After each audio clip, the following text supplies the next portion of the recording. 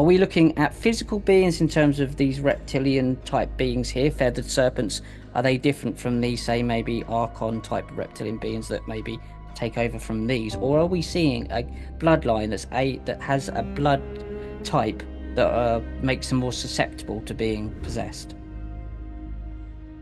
I don't know about the blood type. I read about that in David's work, and it certainly makes sense. And he's turned out to be pretty spot on about all of this stuff.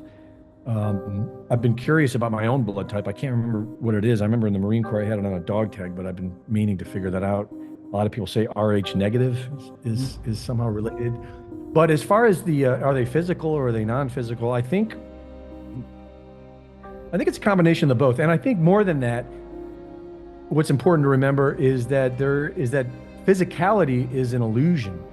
Like even in chemistry 101, when I took chemistry 101, I went to college not to get a degree. I went while I was researching this in the past 20 years. I went about 10 years ago.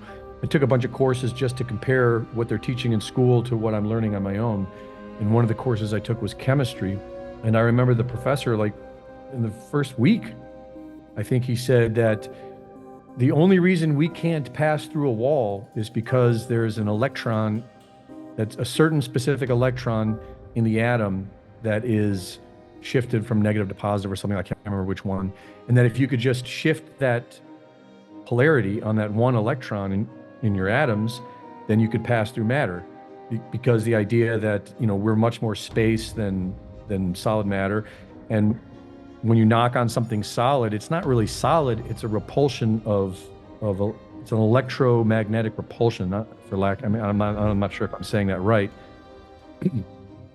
But that's very interesting. And if he's right, I don't know if he's right, but if he's right, how hard would it be to shift that polarity in that atom? I mean, I can't do it, but I mean, I can't do it now, but for all I know, that's something, a skill you could learn. Like I said, maybe Bigfoot can do that, so I think it's a combination of the both. And there does seem to be a breeding program going on that seems to have been going on for a very long time. I think Zachary Sitchin got a lot wrong, but I think most people agree that the Sumerian texts are describing some type of genetic breeding program. So that's the earliest writings that we know of.